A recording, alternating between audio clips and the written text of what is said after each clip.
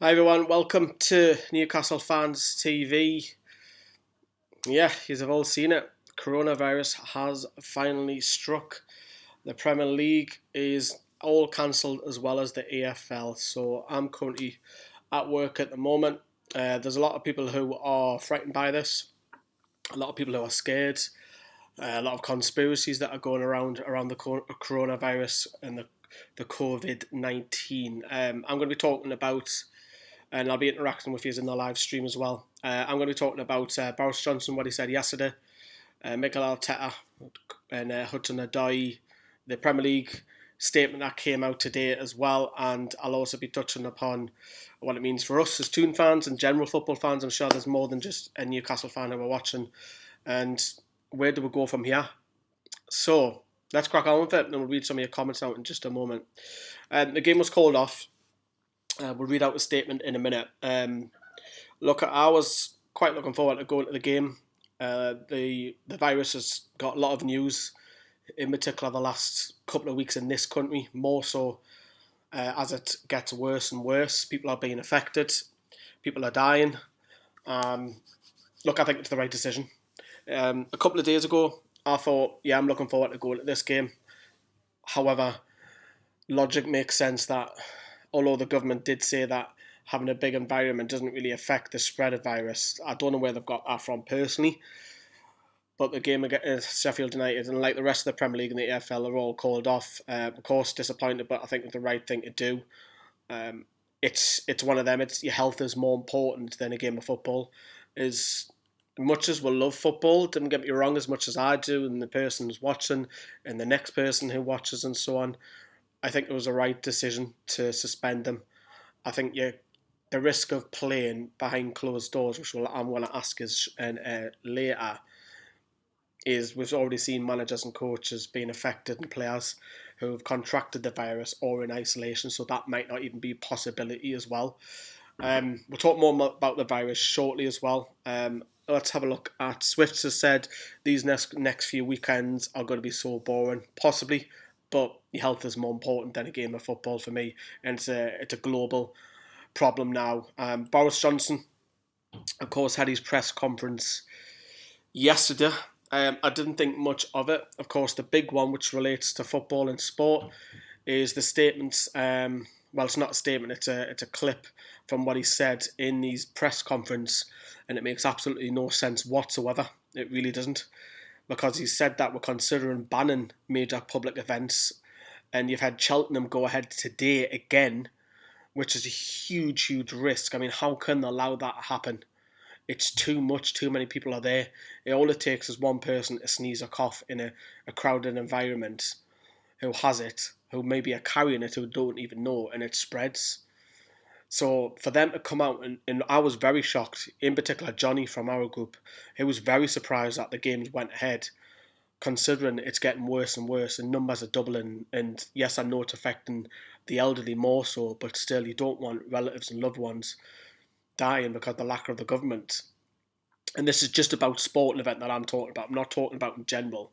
I think it's the right decision from the Premier League not to go with the. I think, look, don't get me wrong. I think the Mikel Arteta and the Callum Hudson-Odoi is probably pushed to the Premier League to say, look, we can't have any games. But for the government to say, look, everything's okay, it's going ahead as normal, I think that's wrong. I don't know what advice they've got. It's totally wrong. You cannot go and play in a 52,000 seater stadium. I'll use St James's Park as an example. You can't go to St James's Park and one person, just one person, could be affected. They might not even know, and then they accidentally cough or sneeze, or not even that. Even if they touch them on the court and maybe they scratch the face, or maybe they bite the fingers later on at night or anything, it's too much of a risk.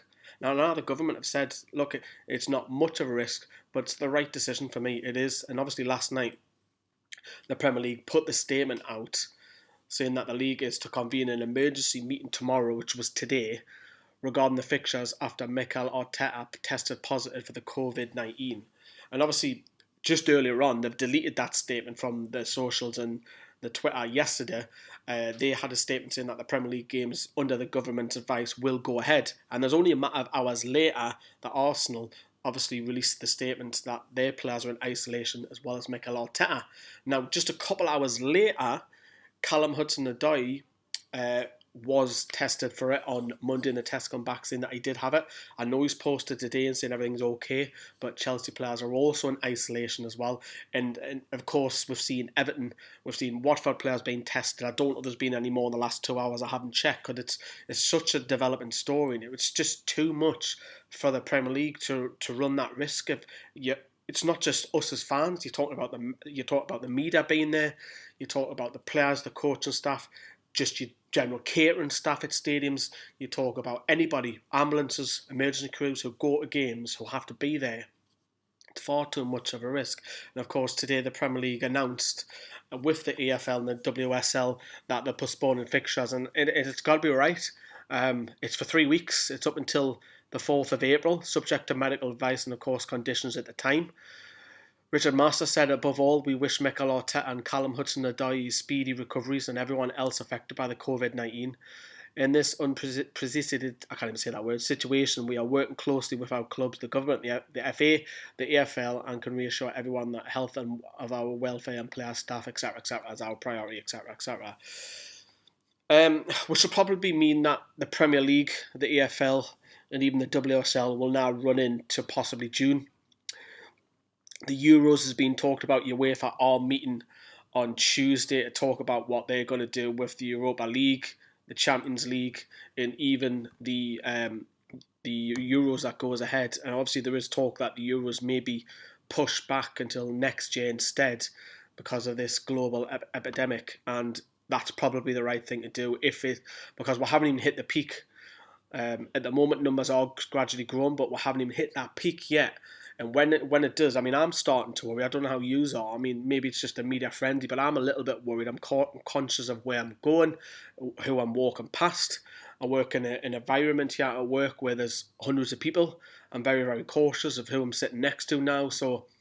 And I think you've got to take precautions, because I could get it quite easily. You could get it quite easily. You could walk out the door. You could. Your parents could be carrying it. Your loved one could be carrying it. You don't know yet. I've seen the conspiracies going around that there's a couple going around that it's this 5G towers that are up there that are causing radiation and all this. I don't believe that one bit. And of course, there's another one going around saying that the Chinese have started it all deliberately. Look, I think these are just conspiracies, and I think they'll always be conspiracies, but you look at the sport now, which is affected, and it's everywhere. It really, really is. I mean, look at those lists: Serie A, La Liga, Premier League, the Eredivisie, the Bundesliga. There's loads of leagues that have been suspended. The Champions League and Europa League have been played behind closed doors. Some of the international games already are suspended and will be postponed more than likely from Tuesday. And then you take a look at the other sports which are currently affected at the moment. You look at the ATP tennis, rugby union, the F1's had a bit of a drama the last 24 hours. Some of the darts have been cancelled. NASCAR is being raced behind closed circuit. Some of the golf is, NBA, NHL, Major League Baseball, and many, many more. You talk when I say many more, I'm talking about sport which you probably don't hear much about, which is things like your equestrian, your gymnastics, etc., etc., etc. So it's everywhere. It is affecting everywhere, not just football, and it's one of them. And I think your health has to come first, unfortunately, and it's the right decision. And what happens is that's the circle that goes on. Is that if it does run into summer, is that then the next season you would think that would have to start later as well. And then the following season, possibly, obviously with the World Cup Qatar 2022, which is in December, that might fall in line nicely with the governing bodies, how that works. But yeah, it is pretty scary. It is a pretty scary situation where you're seeing people numbers gradually just increasing all the time. It's very alarming, and people who aren't taking it seriously need to have a little bit of a check, because it is very, very serious everywhere now. And what I worry about is the third world countries as well, who potentially that could explode. At the moment, you're obviously seeing places like Northern Italy, Madrid is another one, part of France, New York is another one as well. It's just everywhere at the moment. Let's have a look at what you're saying in the live chat before we move on. Lawrence says he would cancel the Euros so the club competitions can be completed. Yeah, that's probably going to be suspended. Paul says I'm in bed now, my muscles hurt, my chest hurts, even my ear hurts. My wife just shut me in the bedroom and said, see you in a week. Well, those symptoms don't sound like you've got it, Paul, but best of luck. Hope you get well, mate, if it is anything. Newcastle, has any Newcastle players been tested or got it? Well, Steve Bruce said this morning, Adam on Facebook said that there's been no signs of symptoms from any of the Newcastle players, thankfully. Obviously, Steve Bruce had his press conference this morning. He didn't know what was happening because obviously they were told yesterday that the game was going ahead for Sheffield United. And of course, when he had his press conference this morning, he was like, I don't know what's happening. Neither did the press. Of course, the Premier League come out and said that it's suspended, and it's going to throw a lot of fixtures all over the place. We probably may have to play every 3 days to catch back up. I don't know, but it's that old question. Do you prefer suspending the Premier League, or do you prefer to carry on and play behind closed doors? I think if coaches and players weren't affected, I think that would have been the step to play games in an empty stadium. And with a lot of people, that an empty stadium isn't good for football. It's not good for the image. It's not good for the atmosphere. It's not good for. That's what it's about. Fans make football. Fans who are at grounds make the atmosphere. So that probably would have been the next step. But because there's Everton players in isolation, Watford players are in testing, Manchester City's Benjamin Mendy is in isolation because one of his family members has contracted it. Arsenal will already know about 3 Leicester players. It's global, so probably if it does quieten down and it does get better, just coming away from football in general, like I say already, we haven't even hit that peak yet, so it's going to get worse, and people are feeling a little bit anxious. People are wondering, what about if I've got to go to school? What if my kids can't go to school? I need time off work. What happens if my elderly gets sick? Will I be sanctioned at work? There's all these things going around, just general day-to-day life. And, all we keep getting told is wash your hands over and over. But realistically, what can you do? You've got to covering your mouth with masks work. No, it doesn't. Does it help prevent it? Probably helps not get it. But it doesn't mean to say that you're not definitely going to get it. And it's that old question, where did coronavirus come from? So they all say that it came from the Wuhan province, in China, where a market where it's believed that it was poor hygiene led to this, and it's been transferred from animal to human. Of course, a lot of people blame the Chinese for not acting quicker because obviously a lot of international people were in China. I'm just going to get a quick drink. Good old water. So a lot of people were in China internationally, and obviously they've spread it across the world now. And it's everything. It's everything, isn't it? But the one thing that I want to touch upon, excuse me, that's not coronavirus. That's because I've been talking without any water, is our NHS services are going to be stretched, and these guys are going to be the heroes. They're going to be at the front line for everything.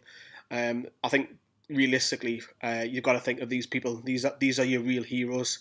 They're going to be there at the front line, possibly even catching it themselves, putting the people of Britain first before everyone else. So I would just like to say, to the NHS, I'm thinking of you all. But like I say, it's a scary situation. It really, really is. Difficult video to do. I didn't know how I was going to word it. I really didn't. This is just like that. It's just off the cut. Let's have a look to see what you are all saying in the live chat. I keep pointing the wrong way as well. I hope it's not, mate. My wife just using it as an excuse to get rid for a week. Well, hope you Paulie get better. Kyle says, this is Kyle Adams. I love football and I live for Saturdays, but I understand why they're doing it. Paul says again, I would hate to play in the FA Cup game with no fans. Yeah, that could be. It's not going to help Newcastle out, is it? Gavin trying to make good light of it, saying that we'll have Dubravka back, possibly. Yeah, may do. Is it a strain or is it flu? Says Paul. Paul, I don't know. Yeah, it's just one of them. Solidarity from America. Stay safe, everyone. Be thankful you have the NHS. Says MacArthur. Thank you very much. Keep safe, says Johnny. So Obviously, we would have done videos tomorrow, even if it was closed to the public. I was going to go into the city centre, the car park behind the stadium, and do the videos myself. I didn't want anyone else coming, to be honest with you, with the virus going mental at the minute. Um, that's called off, so there'll be no videos tomorrow from us. But we are still going to be doing our radio show on Sunday. We will be talking about the coronavirus a little bit more. We don't want it to come across as quite a negative video, so we'll be talking about other things that are Newcastle United related. We've still got loads of news to talk about, so stay tuned to that. But I think what we need to try and establish, and I say we as a worldwide population, is a cure, because this could go on for months and months, and people are getting worried. And yeah, wish you all a very, very safe health. Have a good afternoon, everyone. Watch what they're doing, okay? Ta-ra.